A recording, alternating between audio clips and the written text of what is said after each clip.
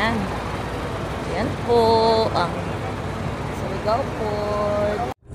Hi guys, good morning. Ito po yung pagkagising namin kaninang umaga.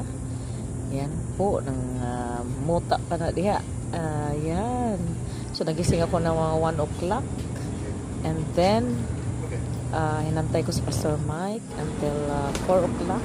Ayan, pinabas po kami dito kasi gusto namin tingnan sa labas kung saan kami banda. So, paglabas namin, medyo may kalayuan naman. So, tanaw mo na. Sorry guys. So, kailangan pa nag-antay kami ng another 1 hour diyan bago talagang dumaong ang barko sa port na Surigao. So, yan po. So, labas na tayo guys. Surigao na. Mauna ka. Home city. Yeah. This is Surigao.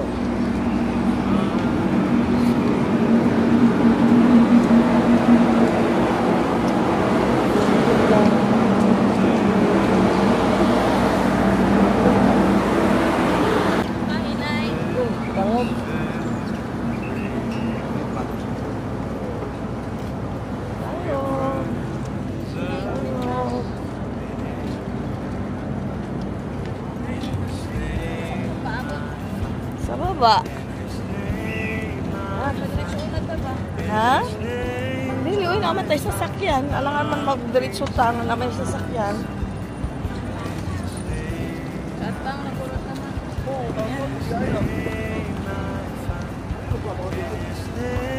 Guys, dito tayo mag-antay. Antay kami sa sasakyan.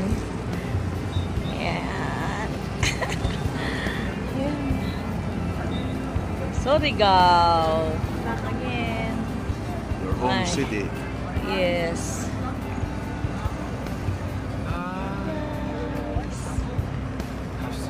Yung aming kuan to pang pabiyahe siguro to sa dapa.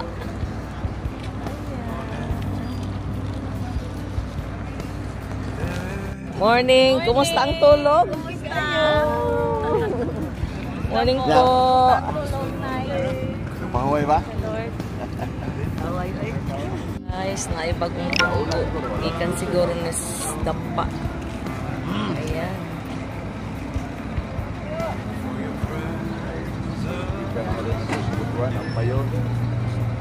Kanta. Ayan. Ayan po ang Surigao Port.